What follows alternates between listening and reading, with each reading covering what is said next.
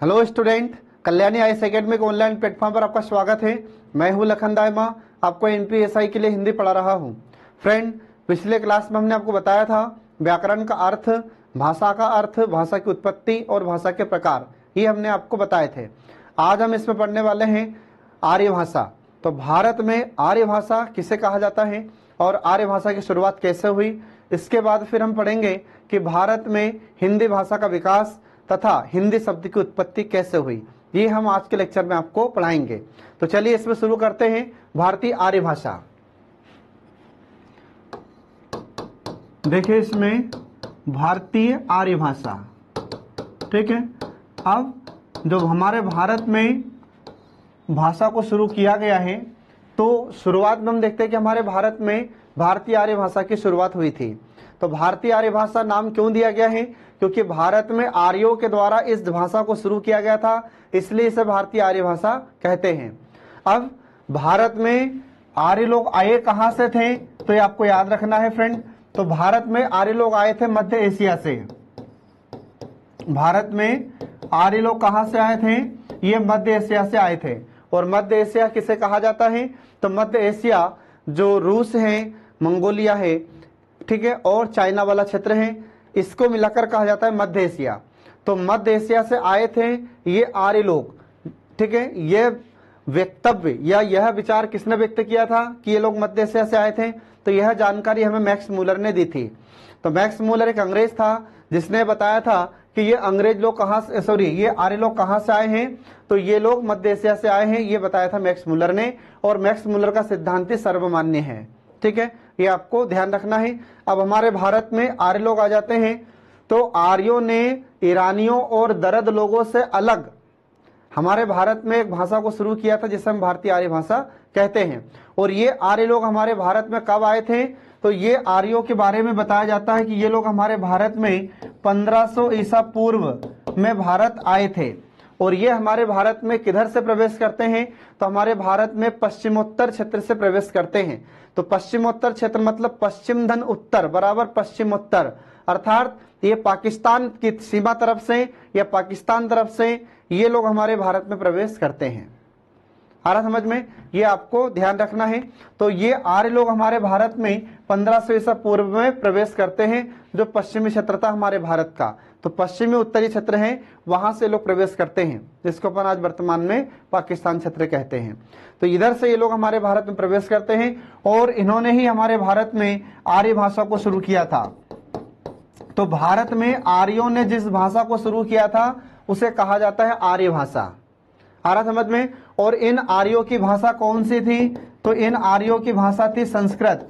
इसीलिए संस्कृत को आर्य भाषा भी कहा जाता है, क्योंकि हमारे भारत में आर्यों ने इस संस्कृत को शुरू किया था। आ रहा समझ में फ्रेंड? ये आपको ध्यान रखना है। और भारत में ही आर्यों के द्वारा वेदों की रचना की गई थी। जो आज हम वेद पढ़ते हैं, ऋग्वेद, यजुर्वेद, सामवेद, अथर्ववेद, ठीक है, तो इनकी रचना भी किसके द्वारा की गई थी? तो इनकी रचना भी आर्यों के द्वारा ही की गई थी। आ रहा समझ में? तो अब देखिए आगे इसमें कि जो हमारे भारत में भारतीय आर्य भाषा है, तो भारतीय आर्य भाषा को 3 काल में बांटा जाता है। तो 3 काल कौन कौन से हो जाते हैं ये देखिए इसमें। तो पहले देखिए इसमें भारतीय आर्य भाषा, पहले देखिए इसमें भारतीय आर्य भाषा। अब जो भारतीय आर्य भाषा है तो इसको कितने कालों में बांटा गया है? तो इसे 3 कालों में बांटा गया है। इसके 3 काल कौन कौन से हो जाते हैं? तो एक हो जाता है इसका प्राचीन भारतीय आर्य भाषा, दूसरा हो जाता है मध्यकालीन भारतीय आर्य भाषा। पहला प्रकार है इसका प्राचीन भारतीय आर्य भाषा, प्राचीन भारतीय आर्य भाषा। दूसरा हो जाता है मध्यकालीन भारतीय आर्य भाषा, मध्यकालीन भारतीय आर्य भाषा। और इसके बाद फिर तीसरा हो जाता है आधुनिक भारतीय आर्य भाषा, आधुनिक भारतीय आर्य भाषा। ऐसे इसको 3 काल में बांटा जाता है या 3 पार्ट में बांटा जाता है। अब पहला यहां पर हम देख रहे हैं प्राचीन भारतीय आर्य भाषा। अब प्राचीन भारतीय आर्य भाषा का समय कब से कब तक रहा है? तो इसका समय आपको याद रखना है फ्रेंड, 1500 ईसा पूर्व, 1500 ईसा पूर्व से लेकर इसका समय 500 ईसा पूर्व तक रहा था। यह आपको ध्यान रखना है। तो एग्जाम में आपसे क्वेश्चन पूछ सकता है कि हमारे भारत में आर्यों के द्वारा जब भाषा को शुरू किया गया था, जिसे हम आर्य भाषा कहते हैं, तो इसको भी 3 काल में बांटा था। ठीक है, तो जो पहला काल है प्राचीन भारतीय आर्य भाषा का, तो इसका समय कब से कब तक रहा है? तो इसका समय 1500 ईसा पूर्व से लेकर 500 ईसा पूर्व इसका समय रहा है। ये आपको ध्यान रखना है। ठीक है, इसके बाद फिर दूसरा काल होता है मध्यकालीन भारतीय आर्य भाषा का। मध्यकालीन भारतीय आर्य भाषा का समय कब से कब तक रहा है? तो 500 ईसा पूर्व से लेकर इसका समय 1000 ईस्वी तक रहा है। आ रहा समझ में? इसका समय कब से कब तक रहा है मध्यकालीन भारतीय आर्य भाषा का? तो 500 ईसा पूर्व से लेकर 1000 ईस्वी तक इसका समय रहा है। फिर इसके बाद में आता है आधुनिक भारतीय आर्य भाषा का काल।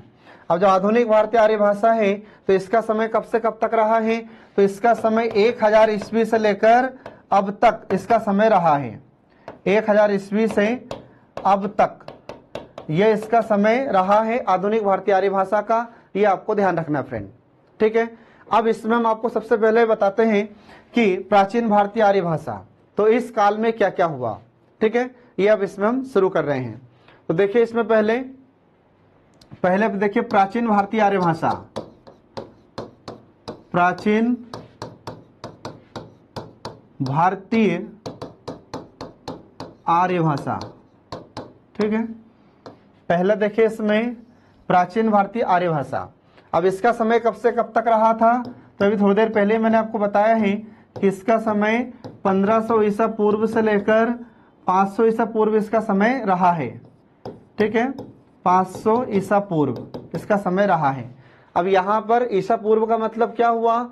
तो ईसा मसीह के जन्म से पहले का समय ईसा पूर्व कहलाता है। इसे ध्यान रखना आप लोग। मतलब क्या हुआ कि ईसा मसीह का जन्म नहीं हुआ था इस समय। ईसा मसीह का जन्म 1 ईस्वी माना जाता है, और ये जो समय था, तो इस समय ईसा मसीह का जन्म नहीं हुआ है, इसलिए इसे ईसा पूर्व कहा जाता है। और ईसा पूर्व हमेशा कैसे चलता है? ये उल्टा चलता है। ठीक है, तो 1500 के बाद 1400, फिर 1300, फिर 1200, फिर 1100, फिर इसके बाद 1000, फिर 900, 800, 700, 600, इसके बाद फिर 500, ऐसे ये उल्टा चलता है ईसा पूर्व। ठीक है, तो ये लगभग कितने साल चला? तो यह समय 1000 वर्षों तक चला था। कौन सा समय 1000 वर्षों तक चला है? ये प्राचीन भारतीय आर्य भाषा का। इस काल में क्या क्या हुआ? तो इस काल में हम देखते हैं कि आर्यों के द्वारा हमारे भारत में संस्कृत को शुरू किया गया था, जिसे हम आर्य भाषा के नाम से जानते हैं। ठीक है, तो आर्यों के द्वारा कौन सी भाषा शुरू की गई थी फ्रेंड? तो आर्यों के द्वारा संस्कृत को शुरू किया गया था। ये आपको याद रखना है, और इसी को हम कहते हैं आर्य भाषा। ठीक है, एग्जाम में भी पूछा जाता है कि हमारे भारत की सबसे पहली भाषा कौन सी थी? तो भारत की सबसे पहली भाषा संस्कृत ही थी। आ रहा समझ में? तो क्या आर्यों से पहले हमारे भारत में कोई लोग नहीं रहते थे? क्या कोई लोग भाषा नहीं बोलते थे? तो आर्यों से पहले हमारे भारत में सिंधु सभ्यता थी। आ रहा समझ में?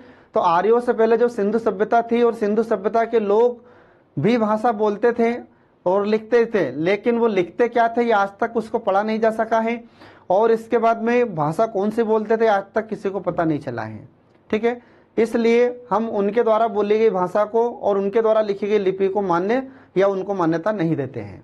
ठीक है, ये आपको ध्यान रखना है। तो उसके बाद में सिंधु सभ्यता के बाद में सिंधु सभ्यता का जब पतन हो जाता है, तो उसके बाद हमारे भारत में आर्यों का आगमन हुआ था, और आर्यों ने हमारे भारत में संस्कृत शुरू की थी। तो भारत की सबसे पहली भाषा है संस्कृत। ठीक है फ्रेंड, ये आपको ध्यान रखना है। अब ये जो संस्कृत होती है, तो संस्कृत को भी 2 भाग में बांटा जाता है। ठीक है, इसको भी 2 भाग में बांटा जाता है, जिसमें एक हो जाती है ये वैदिक संस्कृत और दूसरी होती है लौकिक संस्कृत। ऐसे इसको 2 पार्ट में डिवाइड किया जाता है, या इसे 2 भागों में बांटा जाता है। ये आपको ध्यान रखना है। ठीक है, अब पहला देखिए इसमें वैदिक संस्कृत। अब वैदिक संस्कृत इसे क्यों कहा जाता है? तो वैदिक संस्कृत इसलिए कहा जाता है क्योंकि वेदों की रचना संस्कृत में जब की गई थी, तो इसे हम वैदिक संस्कृत कहते हैं। ठीक है फ्रेंड, ये आपको ध्यान रखना है। और ये जो वैदिक संस्कृत है, इसकी जानकारी हमें कहाँ से मिलती है? तो जो वैदिक संहिताएं होती है या वेद संहिताएं होती है, उसमें हमको इसका प्रमाण मिला है। आ रहा समझ में? हमको ये कैसे पता चला कि संस्कृत में उस समय वेदों की रचना की गई थी, तो जो हमारी वैदिक संहिताएं होती है उससे हमको यह जानकारी मिलती है। आ रहा समझ में कि उस समय आर्यों ने वेदों की रचना किस में की थी? संस्कृत में की थी। ये आपको ध्यान रखना है। अब इसके बाद में देखिए यहाँ पर, तो पहले अपन इसमें शुरू कर देते हैं वैदिक संस्कृत को। ठीक है, अभी हमने आपको संस्कृत को दो भाग में बांटकर बताया था, एक वैदिक संस्कृत और दूसरा हो जाता है लौकिक संस्कृत। ठीक है, अब वैदिक संस्कृत, इसकी जानकारी कहाँ से हमें मिलती है, इसका प्रमाण हमें कहाँ से प्राप्त हुआ था? तो इसका प्रमाण हमें जो वैदिक संहिताएं होती हैं उससे हमें इसकी जानकारी मिलती है। आ रहा समझ में? इसमें आपको ध्यान रखना है, अगर एग्जाम में आपसे क्वेश्चन पूछा जाता है कि जो वैदिक संस्कृत होती है इसकी जानकारी हमें कहाँ से मिली थी, तो जो वैदिक संहिताएं होती है उससे हमें यह जानकारी प्राप्त होती है। ठीक है, तो उसी में हमको यह संस्कृत लिखी हुई मिलती है। इसके बाद फिर जो वैदिक संस्कृत थी इसमें कौन कौन सी रचनाएं की गई थी, तो इसमें आपको ध्यान रखना है, जैसे वेदों की रचना हुई थी, इसके बाद ब्राह्मण ग्रंथ थे, है ना, ब्राह्मण ग्रंथ, इसकी रचनाएं की गई थी। इसके बाद जो आरण्यक थे, आरण्यक, तो ध्यान रखना, जैसे हम ऋग्वेद पढ़ते हैं, यजुर्वेद पढ़ते हैं, सामवेद पढ़ते हैं, अथर्ववेद पढ़ते हैं।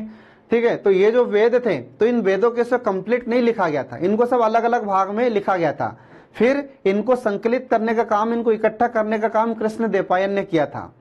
आ रहा समझ में? और वही कृष्ण द्वैपायन फिर बाद में महर्षि वेदव्यास कहलाए थे, और वही महर्षि वेदव्यास ने फिर महाभारत की रचना की थी। ठीक है फ्रेंड, तो यहाँ पर आपको ध्यान रखना है कि जो वेदों की भाषा थी, मतलब जो वेद लिखे गए थे, तो ये भी किस में लिखे गए थे? हमारे संस्कृत में ही लिखे गए थे, इसलिए इसको संस्कृत को वैदिक भाषा या वैदिक संस्कृत कहा जाता है। फिर इसके बाद ब्राह्मण ग्रंथ थे, तो ये भी ब्राह्मण ग्रंथ हमारे वेद के ही पाठ होते हैं। ठीक है, जिसे हम ब्राह्मण ग्रंथ कहते हैं, तो यह भी संस्कृत में ही लिखे गए थे। फिर आरण्यक होते थे, तो ये भी हमारे वेदों के ही पाठ होते हैं, जिसको हम आरण्यक कहते हैं। तो ये आरण्यक भी कौन सी भाषा में लिखे गए थे? संस्कृत में ही लिखे गए थे, इसलिए इसे वैदिक संस्कृत के नाम से हम जानते हैं। इसके बाद में दो बहुत ही महत्वपूर्ण व्यक्ति हैं जिनका नाम आपको ध्यान रखना है, एक तो पाणिनि का नाम याद रखना है और दूसरा नाम आपको याद रखना है दास्क का। तो पाणिनि और दास्क ने इस वैदिक संस्कृत को छांदस नाम दिया था, ये आपको ध्यान रखना है, एग्जाम में आपसे क्वेश्चन पूछ सकता है। ठीक है, तो पहले देखिए इसमें पाणिनि का नाम, पाणिनि और दास्क। ठीक है, पाणिनि और दास्क ये विद्वान थे व्याकरण के, ध्यान रखना। ठीक है, तो व्याकरणाचार्य हमारे भारत में किसे कहा जाता है? पाणिनि को कहा जाता है। तो पाणिनि ने और दास्क ने, इन दोनों ने वैदिक संस्कृत को क्या कहा था? तो इन दोनों ने वैदिक संस्कृत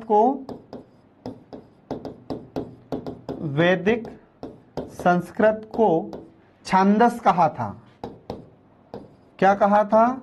छांदस कहा था। ये आप याद रखना, एग्जाम में आपसे क्वेश्चन पूछ सकता है कि बताइए जो वैदिक संस्कृत थी, तो वैदिक संस्कृत को छांदस किसने कहा था? तो ये दो विद्वानों ने कहा था, पाणिनि ने कहा था और दास्क ने कहा था, ये दो लोगों ने कहा था वैदिक संस्कृत को छांदस। ये आपको ध्यान रखना है। ठीक है, अब इसके बाद में जो इस काल में अपन देखते हैं कि जो वेदों की रचना की गई थी, तो ऋग्वेद, यजुर्वेद और सामवेद, इनकी रचना इसमें की जाती है, ये आपको ध्यान रखना है। अब इसके बाद फिर अगला आ जाता है लौकिक संस्कृत। तो यहां पर हम देखते हैं कि ये वैदिक संस्कृत खत्म हो जाती है। थोड़ी देर पहले हमने आपको बताया है कि संस्कृत के दो पार्ट होते हैं, या संस्कृत के दो रूप थे, एक वैदिक संस्कृत और दूसरा लौकिक संस्कृत। तो अभी हमने जो आपको बताया है संस्कृत का यह कौन सा रूप था? वैदिक संस्कृत था। अब आपको हम बताएंगे इसमें लौकिक संस्कृत। ठीक है, दूसरा देखिए इसमें लौकिक संस्कृत, दूसरा है यहां पर लौकिक संस्कृत।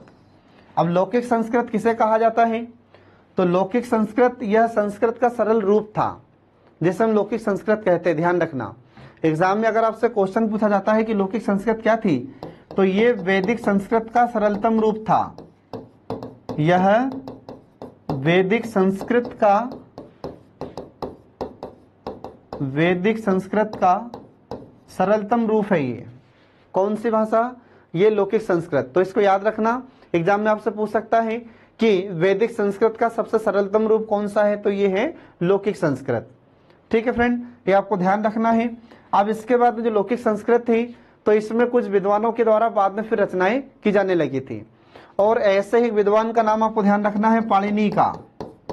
अब जो पाणिनि थे तो इन्होंने एक रचना लिखी थी लौकिक संस्कृत में, जिसका नाम आपको याद रखना है अष्टाध्यायी।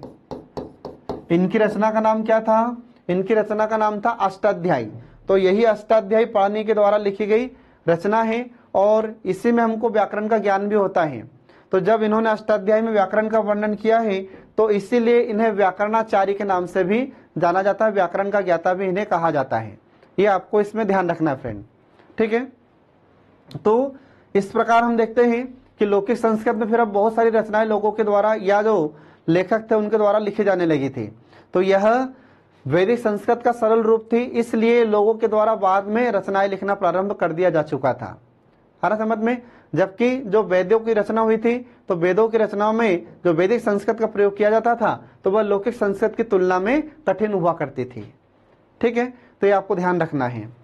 तो इस प्रकार से हम देखते हैं कि यहाँ पर जो संस्कृत है, संस्कृत के दो रूप या दो प्रकार इसके खत्म हो जाते हैं, वैदिक संस्कृत और लौकिक संस्कृत।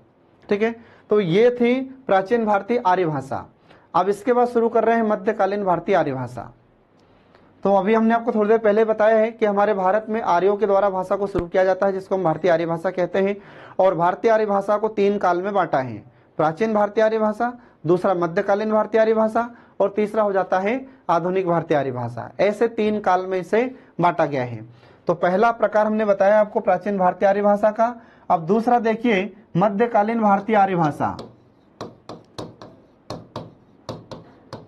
दूसरा देखिए इसमें मध्यकालीन भारतीय आर्य भाषा। ठीक है, दूसरा है मध्यकालीन भारतीय आर्य भाषा। इसका समय कब से कब तक रहा था, तो इसका समय आपको ध्यान रखना है कि इसका समय 500 ईसा पूर्व से लेकर 1000 ईस्वी तक इसका समय रहा है। ये आपको ध्यान रखना है। एग्जाम में आपसे क्वेश्चन भी इससे पूछ सकता है कि जो मध्यकालीन भारतीय आर्य भाषा है इसका समय कब से कब तक रहा है, तो इसका समय 500 ईसा पूर्व से लेकर 1000 ईस्वी तक इसका समय रहा है। मतलब क्या हुआ कि ईसा मसीह का जन्म कब हुआ था, तो ईसा मसीह का जन्म 1 ईस्वी माना जाता है। ठीक है, तो ईसा मसीह का जन्म नहीं हुआ था उसके 500 साल पहले। ठीक है, 500 साल पहले यह मध्यकालीन भारतीय आर्य भाषा का समय शुरू हो गया था। और ईसा मसीह के जन्म के बाद ये कब तक चलता रहा था, तो ईसा मसीह के जन्म के 1000 साल बाद तक इसका समय रहा है। तो कुल मिलाकर यह कितने वर्षों तक चला था यह समय, तो यह कुल मिलाकर 1500 वर्षों तक समय चला था। इसका ये मध्यकालीन भारतीय आर्य भाषा का। ठीक है फ्रेंड, ये आपको ध्यान रखना है। अब इस मध्यकालीन भारतीय आर्य भाषा में संस्कृत का और रूप सरल होने लगता है। तो जब संस्कृत का और रूप सरल होने लगता है तो उसे कहा जाता है प्राकृत। तो जो संस्कृत का बहुत सरल रूप होता है। ठीक है, इसके बाद फिर इसी में हम देखते हैं कि प्राकृत को 3 भाग में बांट दिया जाता है। पहली प्राकृत, दूसरी प्राकृत और तीसरी प्राकृत। ये तीनों किस में आ जाते हैं, जो 3 इसी मध्यकालीन भारतीय आर्य भाषा में इन्हें शामिल किया जाता है। ठीक है, अब इसमें देखिए यहाँ पर पहली प्राकृत। ठीक है, तो प्राकृत का अर्थ क्या होता है, तो ये आपको ध्यान रखना है। प्राकृत का अर्थ होता है संस्कृत का सरल रूप। ठीक है, संस्कृत का सरल रूप ये कहलाती है प्राकृत। ठीक है, अब जो प्राकृत होती है तो प्राकृत को भी 3 भाग में बांटा जाता है। तो प्राकृत के 3 भाग कौन कौन से हो जाते हैं, तो इसमें हो जाती है पहली प्राकृत। ठीक है, पहली प्राकृत, इसके बाद फिर दूसरी प्राकृत, और इसके बाद फिर आती है तीसरी प्राकृत। ये तीसरी प्राकृत। ऐसे इसको 3 भाग में बांट दिया जाता है। अब जो पहली प्राकृत है तो इसमें किसको रखा जाता है, तो इसमें पाली को शामिल किया गया है। इसको ध्यान रखना फ्रेंड। ठीक है, फिर इसके बाद में जो दूसरी प्राकृत है तो दूसरी प्राकृत में किसे शामिल किया जाता है, तो दूसरी प्राकृत में प्राकृत भाषा को शामिल किया गया है। फिर इसके बाद तीसरी प्राकृत में किसे शामिल किया गया है, तो तीसरी प्राकृत में इसमें अपभ्रंश को शामिल किया गया है। सारा समझ में, ये आपको ध्यान रखना है। अब इसमें पहले शुरू करते हैं पहली प्राकृत को। अब पहली प्राकृत को शुरू करने का श्रेय, मतलब पाली भाषा को शुरू करने का श्रेय किसे दिया जाता है, तो ये गौतम बुद्ध को इसको शुरू करने का श्रेय दिया गया था। ये आपको ध्यान रखना है। अब गौतम बुद्ध कौन थे, तो आपको पता है कि गौतम बुद्ध बौद्ध धर्म के संस्थापक हैं। बौद्ध धर्म की स्थापना गौतम बुद्ध ने ही की थी। ठीक है, ये आपको ध्यान रखना है। अब इसके बाद में पाली भाषा को शुरू किसने किया है, तो पाली भाषा को शुरू करने का श्रेय गौतम बुद्ध को दिया जाता है। और पाली भाषा में ही गौतम बुद्ध ने अपने पहले प्रवचन कहाँ पर दिए थे, तो इन्होंने अपना पहला प्रवचन सारनाथ में दिया था। और सारनाथ कहाँ पर आता है, सारनाथ उत्तर प्रदेश में आता है। ठीक है, ये आपको ध्यान रखना है। और इसी सारनाथ में जो सम्राट अशोक रहता है, तो सम्राट अशोक ने सिंह स्तंभ बनवाया था, जो आज हमारे भारत का प्रतीक चिन्ह है। ठीक है, जिसको हम अशोक स्तंभ कहते हैं। तो गौतम बुद्ध ने सबसे पहले अपने पाली भाषा में प्रवचन दिए थे सारनाथ में, और सबसे ज्यादा दिए थे श्रावस्ती में। पाली भाषा में इन्होंने प्रवचन दिया था, और इसी पाली भाषा का जनक भी गौतम बुद्ध को ही कहा जाता है। ये आपको ध्यान रखना है। ठीक है, इसके बाद में फिर आती है दूसरी प्राकृत। अब दूसरी प्राकृत, ये प्राकृत को ही कहा जाता है, और इसे बढ़ावा देने का श्रेय किसको दिया जाता है, तो जो दूसरी प्राकृत है, इसे बढ़ावा देने का श्रेय हमारे महावीर स्वामी को दिया जाता है। या महावीर स्वामी ने इसे शुरू भी किया था। हारा समझ में, ये आपको ध्यान रखना है। अब महावीर स्वामी ने इस प्राकृत भाषा को, मतलब दूसरी प्राकृत को बहुत अधिक बढ़ावा दिया था। ठीक है, और इसी को शुरू करने का श्रेय महावीर स्वामी को दिया जाता है। तो आपको पता होगा कि जैन धर्म के संस्थापक कौन है, तो जैन धर्म के संस्थापक है ऋषभदेव। फिर जो महावीर स्वामी, तो महावीर स्वामी तो लास्ट के थे तीर्थंकर। जैन धर्म में 24 तीर्थंकर हुए थे, टोटल 24 तीर्थंकर हुए थे। उन 24 तीर्थंकर में सबसे लास्ट के थे महावीर स्वामी। तो महावीर स्वामी इतने प्रसिद्ध क्यों हुए, इतने इनके प्रसिद्ध होने का कारण यह था कि महावीर स्वामी ने जैन धर्म को अपने समय में अधिक बढ़ावा दिया था, अधिक प्रचार प्रसार किया था। इसलिए महावीर स्वामी को जैन धर्म में पूजा जाता है। जैन धर्म में महावीर स्वामी को भगवान माना जाता है। ठीक है, तो महावीर स्वामी ने इस प्राकृत भाषा को बहुत अधिक बढ़ावा दिया था उस काल में। ठीक है, ये आपको ध्यान रखना है। अब इसके बाद में आता है तीसरी प्राकृत। अब तीसरी प्राकृत ये किसे कहा जाता है, तो ये अपभ्रंश को कहा जाता है। अब अपभ्रंश किसे कहते हैं, तो यहाँ पर आप देखिए। अब आप तो जो तीसरी प्राकृत है, तो यहाँ पर देखिए, इसमें तीसरी प्राकृत। ठीक है, तो तीसरी प्राकृत किसे कहा जाता है, तो ये अपभ्रंश को कहते हैं। तीसरी प्राकृत किसे कहा जाता है, ये अपभ्रंश को कहा जाता है। और अपभ्रंश का अर्थ क्या होता है फ्रेंड, तो आपको याद रखना है, अपभ्रंश का अर्थ होता है भाषा का बिगड़ा हुआ रूप। ठीक है, या फिर आप इसको और कैसे याद रख सकते हैं, तो जब ध्वनि में और व्याकरण में परिवर्तन आ जाता है, तो उसे हम अपभ्रंश कहते हैं। आ रहा समझ में, किसे कहा जाता है अपभ्रंश, तो अपभ्रंश का मतलब होता है कि जैसे कोई भी भाषा होती है, तो अपभ्रंश की शुरुआत किसके बाद हुई, ये प्राकृत के बाद हुई थी। मतलब प्राकृत जो भाषा थी, दूसरी प्राकृत, तो दूसरी प्राकृत का रूप अब बिगड़ने लगा। ठीक है, उस भाषा में उसके ध्वनि और व्याकरण स्तर के परिवर्तन होने लगे, जिससे एक नई भाषा की उत्पत्ति हो जाती है, जिसका नाम होता है अपभ्रंश। आ रहा समझ में, तो अपभ्रंश का अर्थ क्या हो जाता है, तो इसका अर्थ होता है कि भाषा का बिगड़ा हुआ रूप। एक तो अर्थ ये हो जाता है भाषा का बिगड़ा हुआ रूप, एक तो ये अर्थ होता है। और इसका दूसरा अर्थ क्या हो जाता है, तो या करके आप इसको याद रख सकते हैं। तो दूसरा इसका अर्थ हो जाता है कि जब भाषा में ध्वनि और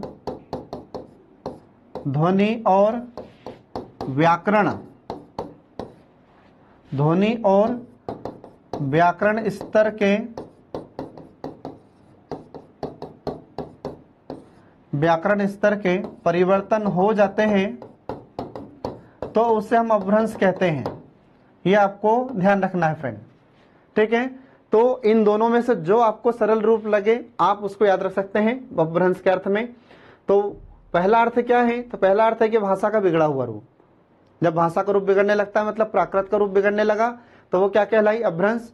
और दूसरा क्या है कि भाषा में ध्वनि और व्याकरण स्तर के परिवर्तन हो जाते हैं तो उसे हम अपभ्रंश कहते हैं। मतलब जब दूसरी प्राकृत थी तो दूसरी प्राकृत के ध्वनि में परिवर्तन होने लगा और उसके व्याकरण के स्तर में परिवर्तन होने लगा तो उसे हम क्या कहते हैं, अपभ्रंश कहते हैं। ठीक है। अब इस अपभ्रंश के बारे में आपसे क्वेश्चन पूछा जाता है कि इसका जनक किसे कहा जाता है। ठीक है, इसकी शुरुआत किसने की थी अपभ्रंश की। तो इसमें देखिए यहां पर अपभ्रंश में सबसे पहले नाम आता है स्वयंभू का। ठीक है, अपभ्रंश। तो अपभ्रंश की शुरुआत किस व्यक्ति ने की थी, तो अपभ्रंश की शुरुआत करने वाला जो व्यक्ति था उसका नाम आपको ध्यान रखना है, स्वयंभू। ठीक है, अपभ्रंश की शुरुआत किसने की थी, स्वयंभू ने की थी। और इसी स्वयंभू की एक रचना आपको याद रखना है। तो इसकी रचना का नाम क्या हो जाता है, तो इसकी रचना थी पौमचर्यु। इसकी रचना का नाम आपको ध्यान रखना है पौमचर्यु। ये एग्जाम में बार बार क्वेश्चन पूछा जाता है फ्रेंड, याद रखना। तो अपभ्रंश को शुरू करने का श्रेय किसे दिया जाता है, स्वयंभू को। और इसने एक रचना लिखी थी, इसकी रचना का नाम क्या है, इसकी रचना का नाम है पौमचर्यु। इसमें क्या लिखा था, तो इसमें भगवान श्री राम के चरित्र का वर्णन इन्होंने किया था। आ रहा समझ में, ये आपको ध्यान रखना है। अब इसके बाद फिर स्वयंभू ने जब अपभ्रंश में यह रचना लिखी पौमचर्यु, तो फिर धीरे धीरे इनके बाद में और भी कई विद्वानों ने अपभ्रंश में रचनाएं लिखना शुरू कर दिया था। तो याद रखना, एग्जाम में क्वेश्चन पूछा जाता है कि अपभ्रंश का वाल्मीकि किसे कहा जाता है, तो अपभ्रंश का वाल्मीकि स्वयंभू को कहते हैं। क्यों कहते हैं, क्योंकि अपभ्रंश पर आधारित जो प्रथम रचना लिखी गई थी यह स्वयंभू के द्वारा लिखी गई थी। ठीक है, इसलिए स्वयंभू को अपभ्रंश का वाल्मीकि कहते हैं। यह एग्जाम में आपसे क्वेश्चन पूछा जा चुका है, अपभ्रंश का वाल्मीकि ये किसे कहा जाता है, तो ये स्वयंभू को कहा जाता है। ठीक है फ्रेंड, ये आपको याद रखना है। अब इसके बाद में स्वयंभू के बाद में फिर बहुत सारे विद्वान अपभ्रंश पर आधारित रचनाएं लिखना प्रारंभ कर देते हैं। तो इसमें कुछ विद्वानों के नाम हम आपको बताते हैं, जिसमें देखिए अपभ्रंश पर आधारित जो रचनाएं लिखी गई थी, जैसे धनपाल है।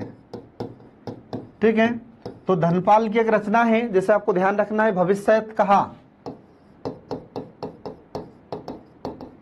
इसकी रचना का नाम है भविष्यत कहा।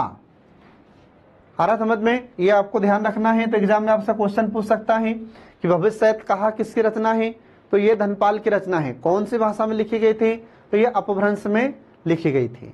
ठीक है, अब इसके बाद फिर ऐसे ही हमारे भारत में अगले विद्वान का नाम आ जाता है सरहपा। सरहपा, इनकी रचना का नाम क्या था, तो इनकी रचना का नाम था दोहा कोश। ठीक है, तो यहाँ पर देखिए अभी हमने आपको बताया है कि जो अपभ्रंश है तो अपभ्रंश के कौन कौन से विद्वान हैं और इनकी रचनाएं कौन कौन सी है, ये हमने आपको भी यहाँ पर बताए हैं। अब हम आपको बताते हैं कि अपभ्रंश के प्रकार कितने होते हैं। ठीक है, और प्रमुख अपभ्रंश कौन कौन से हैं और उनकी उपभाषाएं कौन कौन सी होती है फ्रेंड। ठीक है, तो ये अब हम आपको यहाँ पर बता रहे हैं। अब देखिए इसमें जो अपभ्रंश है तो अपभ्रंश के प्रकार कितने होते हैं, तो एक ग्रंथ का नाम आपको ध्यान रखना है, प्राकृत सर्वस्व ग्रंथ। एक ग्रंथ है जिसका नाम याद रखना है प्राकृत सर्वस्व ग्रंथ। ठीक है, और जो प्राकृत सर्वस्व ग्रंथ है इसमें अपभ्रंश के 27 प्रकार बताए गए हैं। कितने प्रकार बताए अपभ्रंश के, तो इसमें अपभ्रंश के 27 प्रकार बताए गए हैं। लेकिन फ्रेंड आपको याद रखना है कि हमको ये 27 प्रकार नहीं पढ़ना है, हमको सिर्फ जो महत्वपूर्ण है, इंपोर्टेंट है, प्रमुख है, वे प्रकार हमें यहाँ पर पढ़ना है। ठीक है, तो ये 27 प्रकार हम नहीं पढ़ेंगे, घबराओ मत आप लोग। तो जो इंपोर्टेंट है वो हम आपको यहाँ पर बताने वाले हैं। अब तो देखिए इसमें अपभ्रंश के प्रकार, तो प्रमुख अपभ्रंश कौन कौन से होते हैं ये देखिए इसमें। तो हमको 7 प्रमुख अपभ्रंश के बारे में पढ़ना है जो आपको ध्यान रखना है। देखिए इसमें प्रमुख अपभ्रंश, ठीक है, प्रमुख अपभ्रंश, तो 7 प्रमुख अपभ्रंश होते हैं और उनकी उपभाषाएं होती है। तो देखिए यहाँ पर इसमें पहले इसके देखिए यहाँ पर 7 प्रकार, ठीक है। तो 7 प्रकार कौन कौन से हैं, तो देखिए यहाँ पर पहला हो जाता है यहाँ पर शौरसेनी अपभ्रंश, पहला है शौरसेनी अपभ्रंश। दूसरा हो जाता है अर्धमागधी, ठीक है, दूसरा प्रकार है अर्धमागधी। और तीसरा हो जाता है मागधी। इसके बाद फिर चौथा हो जाता है खस। पांचवा प्रकार हो जाता है ब्राचड़। छठवां प्रकार हो जाता है पैसाची। और सातवां प्रकार हो जाता है महाराष्ट्री। तो इस प्रकार से फ्रेंड यहाँ पर हमने आपको अपभ्रंश के कुछ प्रमुख प्रकार बताए हैं। तो प्रमुख रूप से 7 प्रकार ही होते हैं और ये अपने से एग्जाम में बार बार पूछे जाते हैं, ठीक है। अब इन अपभ्रंश की उपभाषाएं कौन कौन सी हैं तो मैं आपको यहाँ पर अब बता रहा हूं। तो देखिए इसमें अपभ्रंश और उनकी उपभाषाएं, ठीक है। तो देखिए इसमें पहले अपभ्रंश का नाम और दूसरी तरफ उसकी उपभाषा या उसकी आर्य भाषा भी कहते हैं, ठीक है। अब कुछ अपभ्रंश हैं और इनकी उपभाषाएं हैं या इसी को हम आर्य भाषा भी कहते हैं, तो इसमें कंफ्यूज नहीं होना है आपको, ठीक है, आर्य भाषा। अब इसमें देखिए पहला अपभ्रंश, ठीक है। अब पहला अपभ्रंश का नाम है शौरसेनी। पहला अपभ्रंश है शौरसेनी। अब जो शौरसेनी अपभ्रंश होता है तो इसकी उपभाषाएं या इसकी आर्य भाषा कौन कौन सी होती है फ्रेंड, तो इसकी उपभाषा देखिए एक तो होती है पश्चिमी हिंदी, ठीक है, पहली है पश्चिमी हिंदी और दूसरी होती है राजस्थानी, और तीसरी होती है गुजराती, ठीक है। तो ये 3 इसकी उपभाषाएं होती है शौरसेनी अपभ्रंश की। तो यदि एग्जाम में भी आपसे क्वेश्चन पूछा जाता है कि आप ये बताओ कि जो शौरसेनी अपभ्रंश है इसकी उपभाषाएं कितनी है, तो इसकी 3 उपभाषाएं आपको याद रखना है जो यहाँ पर हमने आपको बताया है। अब जो पश्चिमी हिंदी है तो इसे पश्चिमी हिंदी क्यों कहा जाता है, क्योंकि हमारे भारत के पश्चिमी क्षेत्र में इस हिंदी को बोला जाता था, इसलिए इसे पश्चिमी हिंदी के नाम से जानते हैं, ठीक है। अब इसके बाद में दूसरी है राजस्थानी। तो राजस्थानी ये राजस्थान में बोली जाती है और गुजराती ये गुजरात में बोली जाती है, ठीक है। अब जो पश्चिमी हिंदी थी तो पश्चिमी हिंदी कहाँ पर बोली जाती है, तो ये हमारे हरियाणा में बोली जाती है, हमारे उत्तर प्रदेश में बोली जाती है और हमारे मध्य प्रदेश का जो बुंदेलखंड क्षेत्र है इसमें यह हिंदी बोली जाती है, जिसे हम कहते हैं पश्चिमी हिंदी, ठीक है। इसके बाद फिर दूसरा अपभ्रंश का नाम देखिए यहाँ पर, तो दूसरा अपभ्रंश है अर्धमागधी। दूसरा अपभ्रंश का नाम है अर्धमागधी, ठीक है। अब जो अर्धमागधी अपभ्रंश है तो ये इसकी उपभाषा कौन सी होती है, तो इसकी उपभाषा होती है पूर्वी हिंदी, ठीक है। अब इसे पूर्वी हिंदी क्यों कहा जाता है, क्योंकि हमारे भारत के पूर्वी क्षेत्र में इसे बोला जाता है, इसलिए इसे पूर्वी हिंदी के नाम से हम जानते हैं, ठीक है। इसके बाद फिर ये कहाँ कहाँ बोली जाती है पूर्वी हिंदी, तो हमारे मध्य प्रदेश के बघेलखंड क्षेत्र में, छत्तीसगढ़ में और इसके बाद में इलाहाबाद वाले क्षेत्र में उत्तर प्रदेश के, इन राज्यों में यह हिंदी बोली जाती है। भारत के पूर्वी क्षेत्र में इस हिंदी को बोला जाता है, इसलिए इसे पूर्वी हिंदी के नाम से हम जानते हैं, ठीक है। अब इसके बाद फिर देखिए तीसरा, तो तीसरे अपभ्रंश का नाम होता है मागधी। अब इसकी उपभाषाएं कौन कौन सी होती है, तो इसकी उपभाषाएं होती बिहारी। बिहारी कहाँ बोली जाती है, बिहार में बोली जाती है। फिर इसके बाद में उड़िया,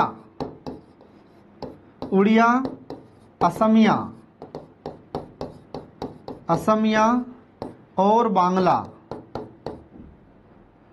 ठीक है, और बांग्ला। तो इस प्रकार से हम देखते हैं कि ये तीन उपभाषाएं हैं जो मागधी अपभ्रंश की हैं। तो याद रखना एग्जाम में आपसे क्वेश्चन पूछ सकता है कि मागधी अपभ्रंश की उपभाषाएं कौन कौन सी हैं, तो ये उपभाषाएं आपको याद रखना है और एग्जाम में इनसे क्वेश्चन आपसे पूछा जा चुका है, ठीक है। अब इसके बाद देखिए चौथा अपभ्रंश। चौथे अपभ्रंश का नाम होता है खस। चौथा अपभ्रंश कौन सा है, तो इसका नाम है खस। और खस की उपभाषा कौन सी होती है, इसकी उपभाषा होती है पहाड़ी। और ये कहाँ पर बोली जाती है पहाड़ी, तो हमारे भारत का हिमाचल प्रदेश और उत्तराखंड क्षेत्र है, तो वहां पर इसे बोला जाता है पहाड़ी क्षेत्र में, इसलिए इसको कहा जाता है पहाड़ी उपभाषा। आ रहा समझ में। इसके बाद फिर तीसरा अगला जाता है पांचवा आ जाता है ब्राचड़। तो ब्राचड़ या अपभ्रंश का नाम है और इसकी उपभाषा है सिंधी। तो ये आपको ध्यान रखना है, एग्जाम में आपसे क्वेश्चन पूछ सकता है कि सिंधी जो उपभाषा है यह किस अपभ्रंश का रूप है। तो अपभ्रंश का नाम है ब्राचड़ और उसकी उपभाषा का नाम है सिंधी। और यह सिंधी कहाँ बोली जाती है, तो यह सिंधी हमारे पश्चिमी पंजाब में बोली जाती है। मतलब पंजाब का जो पाकिस्तान से लगा हुआ क्षेत्र है, सिंध क्षेत्र है, वहां पर यह भाषा बोली जाती है, जिसे कहते हैं हम सिंधी। इसके बाद फिर आता है छठवां प्रकार। तो छठवां प्रकार है पैसाची। ठीक है, छठवां प्रकार कौन सा है, तो छठवां प्रकार है पैसाची। और इसके अंतर्गत कौन कौन सी उपभाषाओं को शामिल किया गया है, तो इसमें पंजाबी को और कश्मीरी को और लहंदा को। ठीक है, ये तीन भाषाओं को इसमें शामिल किया गया है, तीन उपभाषाओं को शामिल किया गया है। किसमें, पैसाची में। पंजाबी कहाँ चलती है, पंजाब में। कश्मीरी कहाँ चलती है, कश्मीर में। और लहंदा कहाँ पर चलती है, तो ये पंजाब और कश्मीर दोनों से जो लगा हुआ क्षेत्र होता है वहां पर ये लहंदा बोली जाती है। ठीक है, इसके बाद फिर अगला जाता है सातवां प्रकार अपभ्रंश का। तो सातवां प्रकार है महाराष्ट्री। सातवां प्रकार है महाराष्ट्री और महाराष्ट्रीय अपभ्रंश है। और इसकी उपभाषा कौन सी हो जाती है, तो इसकी उपभाषा होती है मराठी। और यह मराठी कहाँ बोली जाती है, महाराष्ट्र में बोली जाती है। ठीक है फ्रेंड, तो यहाँ पर हमने आपको अपभ्रंश के 7 प्रकार बताए हैं और उनकी उपभाषाएं बताई हैं। अब इसके बाद आप सोच रहे होंगे कि बोलियां क्यों नहीं बताई हमने आपको, तो आपको हिंदी की उपभाषाएं और हिंदी की बोलियां, तो हिंदी की 5 उपभाषाएं हैं और उसकी बोलियां मैं आपको आने वाले जो नेक्स्ट टॉपिक है उसमें आपको पढ़ाऊंगा। ठीक है, अभी हम यहाँ पर बात कर रहे हैं सिर्फ किसकी, अपभ्रंश की। ठीक है, तो ये इस प्रकार से यहाँ पर 7 प्रकार अपभ्रंश के समाप्त हो जाते हैं। अब इसके बाद देखिए एग्जाम में हमसे क्वेश्चन पूछा जाता है कि हिंदी की उत्पत्ति कैसे हुई है। तो याद रखना फ्रेंड, एग्जाम में कई बार क्वेश्चन पूछा जा चुका है कि हिंदी की उत्पत्ति किससे हुई है, तो इसको आपको याद रखना, अपभ्रंश से हिंदी की उत्पत्ति हुई है। ठीक है, एग्जाम में क्वेश्चन पूछा गया है कि किससे इसकी उत्पत्ति हुई है हिंदी की, तो याद रखना, हमेशा भूलना नहीं है आपको, किससे उत्पत्ति हुई है, अपभ्रंश से। ठीक है, अब इसके बाद में अपभ्रंश के बाद में आता है अवहट्ट। ठीक है, अब देखिए इसमें अवहट्ट,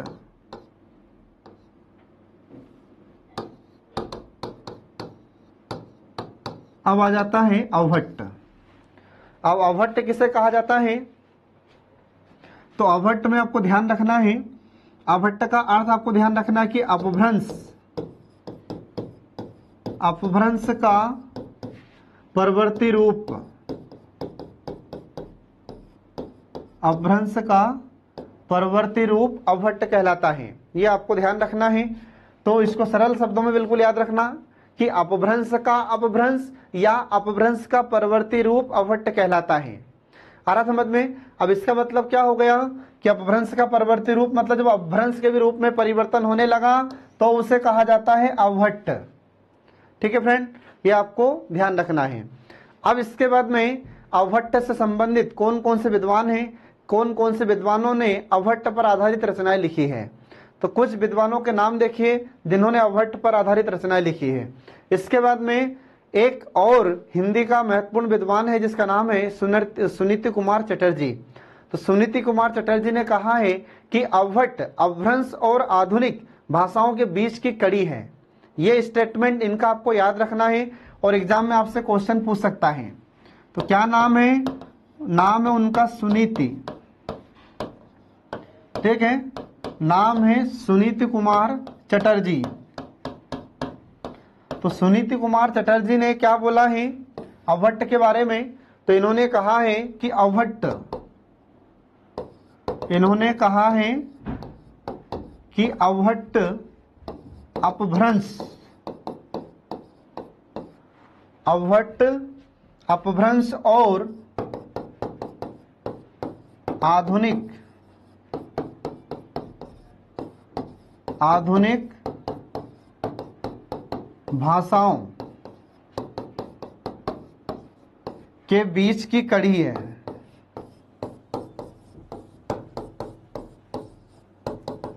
ठीक है, ये आपको ध्यान रखना है। तो ये स्टेटमेंट इनका आपको याद रखना होगा। तो इन्होंने क्या बताया अवभट्ट के बारे में? तो इन्होंने कहा कि अवभट्ट अपभ्रंश और आधुनिक भाषाओं के बीच की कड़ी है। मतलब क्या हुआ कि अपभ्रंश को और आधुनिक भाषाओं को जोड़ने का काम किसने किया है? तो ये अवभट्ट ने किया है फ्रेंड। ठीक है, तो ये इनका स्टेटमेंट आपको याद रखना होगा सुनीति कुमार चटर्जी का, जो बहुत ही इंपोर्टेंट है। ठीक है, अब इसके बाद देखिए आगे अवभट्ट से संबंधित कुछ विद्वान हैं जिनके नाम आपको ध्यान रखना है। तो पहला नाम इसमें देखिए अवभट्ट में विद्यापति का नाम। ठीक है, क्या नाम है इनका? तो इनका नाम है विद्यापति। तो विद्यापति ने एक रचना लिखी थी, इनकी रचना का नाम है कीर्तिलता। ठीक है, इसकी रचना का नाम क्या है? कीर्तिलता। तो ये अवभट्ट के प्रथम विद्वान है, ध्यान रखना फ्रेंड, जिन्होंने अवभट्ट पर आधारित रचना लिखी थी। तो एग्जाम में क्वेश्चन भी आपसे पूछा गया है कि अवभट्ट की प्रथम रचना कौन सी है? तो ये अवभट्ट की प्रथम रचना है, ये इसको याद रखना। एग्जाम में इससे क्वेश्चन पूछा जा चुका है, अवभट्ट की प्रथम रचना। ठीक है, तो अवभट्ट की प्रथम रचना कौन सी है? कीर्तिलता। किसने लिखी थी? विद्यापति ने लिखी थी। और यही विद्यापति अवभट्ट के प्रथम विद्वान भी माने जाते हैं हमारी हिंदी में, ध्यान रखना। ठीक है, अब इसके बाद में फिर आगे देखिए, इसमें अगले विद्वान का नाम आता है विद्यापति के बाद में अब्दुल रहमान। ठीक है, अब्दुल रहमान। इनकी रचना का नाम आपको ध्यान रखना है संदेश रासक। इनकी रचना कौन सी है? इनकी रचना है संदेश रासक। ठीक है, तो ये अवभट्ट के विद्वान ये भी है, लेकिन इन्होंने किसके बाद में रचना लिखी है? तो इन्होंने विद्यापति के बाद में रचना लिखी है। सबसे पहले अवभट्ट पर आधारित रचना किसने लिखी है? विद्यापति ने लिखी है। इनका नाम आपको ध्यान रखना है फ्रेंड। इसके बाद फिर अगले विद्वान इसमें आ जाते हैं ज्योतिरीश्वर ठाकुर। अगले विद्वान का नाम होता है ज्योतिरीश्वर ठाकुर। ठीक है, तो जो ज्योतिरीश्वर ठाकुर हैं, इनकी रचना का नाम क्या है? इनकी रचना का नाम है वर्ण रत्नाकर। ठीक है, वर्ण रत्नाकर। ये कुछ महत्वपूर्ण विद्वान हैं अवभट्ट के और इनकी रचनाएं। इसमें अभी तक जो आपसे एग्जाम में ज्यादा पूछा गया है वो विद्यापति को पूछा गया है कि अवभट्ट के प्रथम विद्वान और उनकी रचना का नाम क्या है। तो ये आपको ध्यान रखना है, विद्यापति और उनकी रचना का नाम कीर्तिलता। ठीक है फ्रेंड, ये आपको यहाँ पर ध्यान रखना है। ठीक है, तो इस प्रकार से हम देखते हैं कि यहाँ पर अवभट्ट का टॉपिक भी समाप्त हो जाता है। ठीक है, अब एग्जाम में आपसे क्वेश्चन पूछा गया है कि हिंदी की उत्पत्ति कैसे हुई? तो थोड़ी देर पहले ही मैंने आपको बताया है कि हिंदी की उत्पत्ति अपभ्रंश से हुई है। ठीक है, तो हमारे भारत में भाषाओं का क्रम आपको याद रखना है। तो भाषाओं का क्रम कैसे याद रखना है? तो देखिए यहाँ पर भारत में भाषा का क्रम। तो भारत में भाषाओं के क्रम में देखिए, तो सबसे पहले हमारे भारत की भाषा कौन सी है? वो थी संस्कृत, है ना। संस्कृत के बाद कौन सी भाषा थी? तो संस्कृत के बाद शुरुआत हुई पाली की, और पाली के बाद शुरू हुई प्राकृत। ठीक है, प्राकृत। और प्राकृत के बाद शुरुआत हुई किसकी? अपभ्रंश की। और अपभ्रंश के बाद शुरुआत हुई किसकी? अवभट्ट की। अवभट्ट की। और हमारी हिंदी की उत्पत्ति किससे हुई है? तो हिंदी की उत्पत्ति अपभ्रंश से ही हुई है, ध्यान रखना फ्रेंड।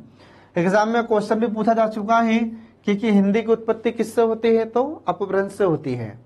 ठीक है, और हमारे भारत की सबसे पहली भाषा कौन सी है? तो भारत की सबसे पहली भाषा है संस्कृत। ये आपको याद रखना है फ्रेंड। ठीक है, तो इस प्रकार से यहाँ पर हम देखते हैं कि अपभ्रंश और अवभट्ट यहाँ पर समाप्त हो जाते हैं। अब इसके बाद हम आपको नेक्स्ट क्लास में पढ़ाएंगे हिंदी की उत्पत्ति और हिंदी शब्द का अर्थ। ठीक है, तो हिंदी शब्द का अर्थ, हिंदी शब्द कैसे उत्पन्न हुआ, इसके बाद में हिंदी भाषा की उत्पत्ति कैसे हुई, हिंदी का अर्थ क्या होता है। ठीक है, इसके बाद में हिंदी की उपभाषाएं कौन कौन सी है, हिंदी की बोलियां कौन कौन सी है, ठीक है। तो ये सब हम आपको नेक्स्ट क्लास में पढ़ाएंगे फ्रेंड। तो देखते रहिए हमारे कल्याणी आईएएस एकेडमी के सभी वीडियोस जो आपकी सफलता में महत्वपूर्ण भूमिका अदा करते हैं। Thanks for watching.